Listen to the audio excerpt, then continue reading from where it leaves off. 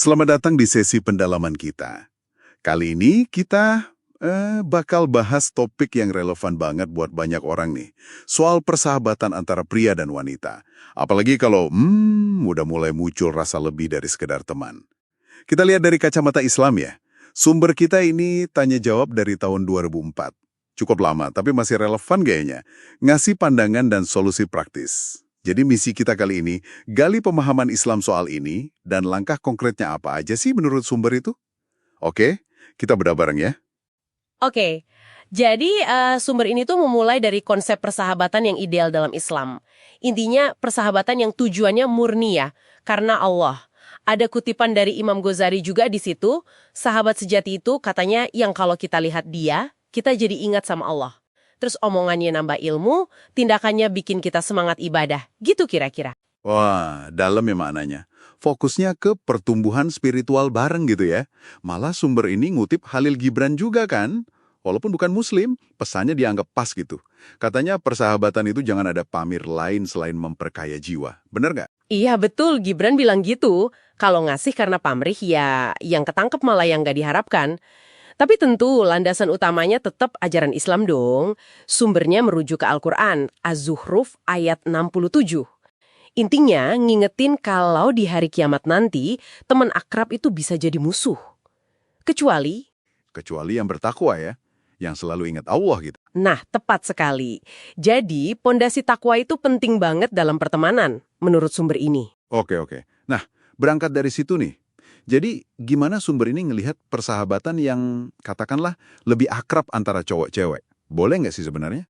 Eh, Menurut pandangan di sumber ini ya, itu diperbolehkan. Tapi, ada tapinya nih, syaratnya krusial banget. Dua-duanya harus komit, harus janji gitu, buat jaga batasan syariat Islam dalam pergaulan mereka. Oh, jadi kayak ada kontrak moral gitu ya antara mereka? Bisa dibilang gitu, komitmen buat saling ngingetin dalam kebaikan, amar ma'ruf nahi mungkar, dan niatnya lurus, cari ridho Allah aja. Tapi ya itu, penulisnya juga ngingetin, potensi godaan setan itu tetap ada, harus waspada. Nah, ini nih bagian yang kayaknya paling ditunggu. Praktis banget. Gimana kalau udah niat baik, tapi kok tetap muncul rasa lebih? Sumber ini ngasih 5 langkah ya? Betul, ada 5 langkah. Ini kayaknya disusun dari pencegahan sampai ya solusi kalau udah agak rumit gitu. Langkah pertama, jelas, jaga niat. Terus-menerus ingetin diri sendiri kalau semua interaksi baik ini tuh ya karena Allah.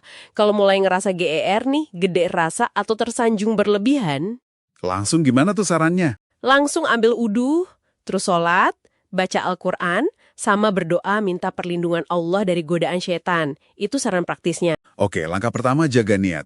Terus yang kedua metode tarik ulur. Ini gimana maksudnya? Ini agak unik ya tarik ulur. Maksudnya, kelola kedekatan secara dinamis.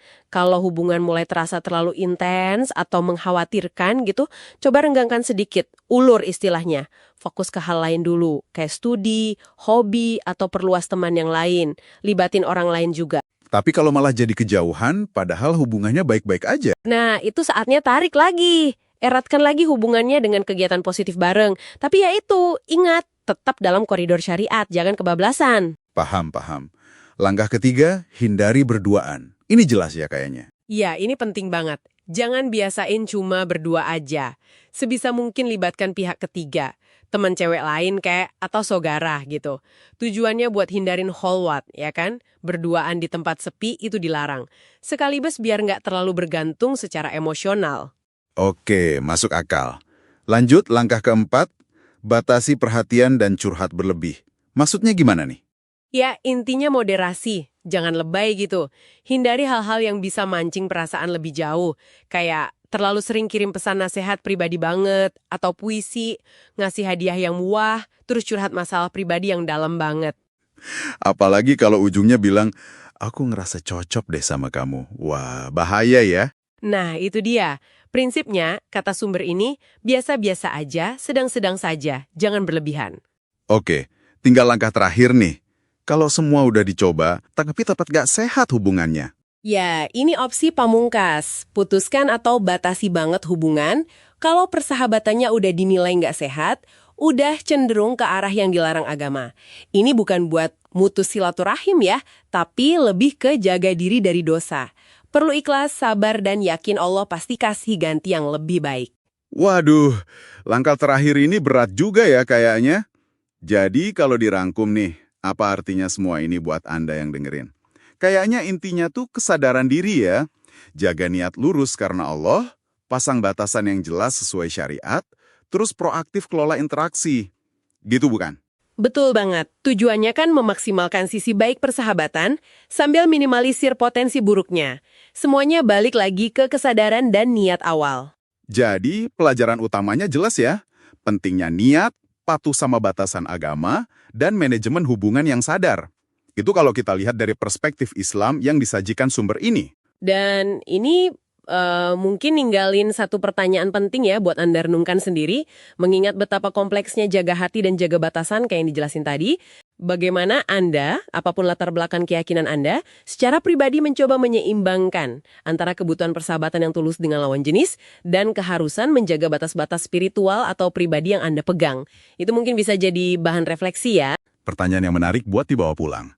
Oke deh, terima kasih banyak sudah menyimak pendalaman kita kali ini. Sampai jumpa di pembahasan berikutnya.